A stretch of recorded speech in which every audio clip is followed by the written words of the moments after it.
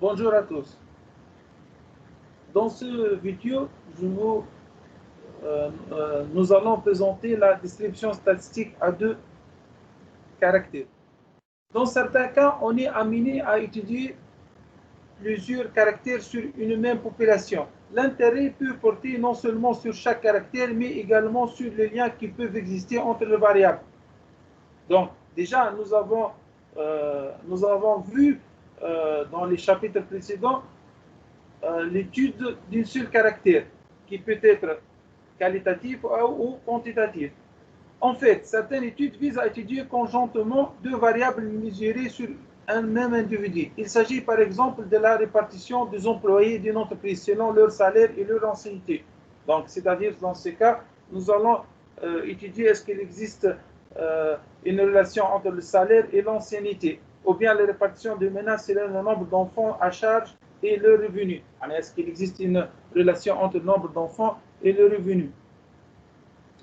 Donc, une distribution statique à deux dimensions est une représentation d'une population qui est observée simultanément selon deux caractères. On note grand X et Y. Les deux caractères étudiés peuvent être qualitatifs ou quantitatifs.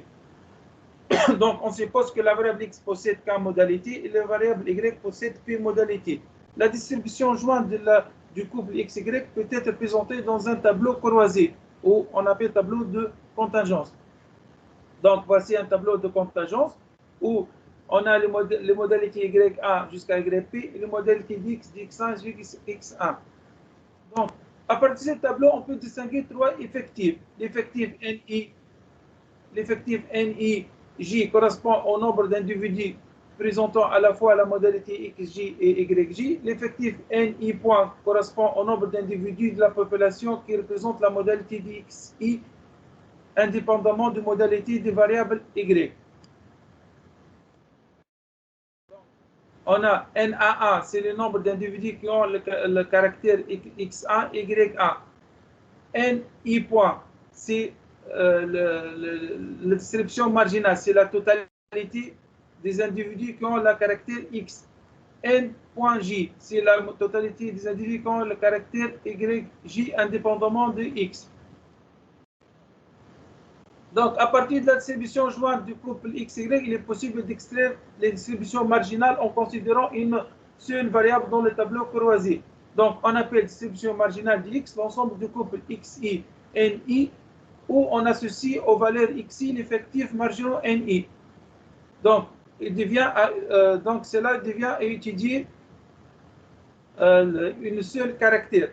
Donc, on a dans ce tableau statistique les modalités de X, l'effectif, les fréquences. Les fréquences relatives, FI, qu'on note FI est égal à NI sur grand N. Si le caractère Y possède P modalité, on peut extraire des distributions conditionnelles de X sachant Y. Donc, on calcule les fréquences relatives de ces distributions, sont appelées les fréquences relatives de ces distributions s'appellent fréquences conditionnelles et données par on note FI sachant J, NIJ sur N.J. De même, on peut déterminer la distribution conditionnelle de Y sachant X. À partir du tableau de distribution marginale, on peut calculer les moyennes marginales de X et de Y en appliquant ces formules. Donc, X bar est égal à somme NI XI sur N ou somme de FI fois XI. On peut calculer aussi la variance marginale qui a la forme suivante, somme de FI au carré moins X bar au carré. On peut calculer à partir de la distribution, à partir de la distribution de la conditionnelle, les moyens conditionnels d'X et d'Y, selon ces formules. Dans le cadre du programme d'aide au PME, le tableau suivant représente le nombre d'entreprises subventionnées classées selon le chiffre d'affaires et le nombre d'employés. Donc, nombre d'employés, c'est Y entre 5 et 10, et le chiffre d'affaires entre 100 et 200. Donc, il y a 300 entreprises qui ont un chiffre d'affaires entre 100 et 200 et le nombre d'employés 5, 10. À partir du tableau croisé, on peut déterminer la distribution marginale. Donc, distribution marginale, c'est entre 100 et 10, il y a 380, entre 250, 320, entre 500 et 800, 300. On peut calculer les fréquences relatives. On peut déterminer la distribution marginale d'Y qui présente distribution de nombre d'employés entre 5 et 10. On a 390, entre 10 et 100, 310, entre 100 et 490, 300. On calcule aussi les fréquences relatives. Lorsque les deux variables sont quantitatives, exemple les salaires, nombre des années, on utilise généralement trois types d'instruments. La présentation graphique, on calcule le coefficient de corrélation et la régression linéaire. Donc la représentation graphique, dans ce cas, chaque couple est composé de deux variables numériques. Un couple de nombres entiers peut toujours être présent comme un point dans un plan.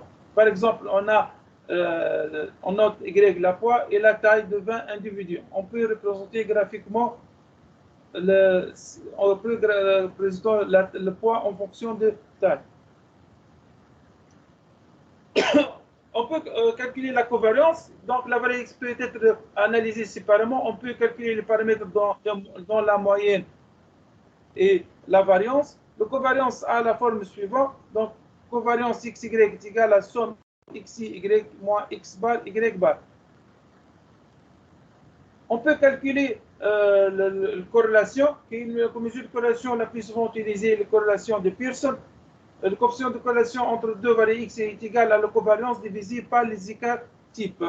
Donc, covariance xy, donc corrélation est covariance xy sur sigma x fois sigma y.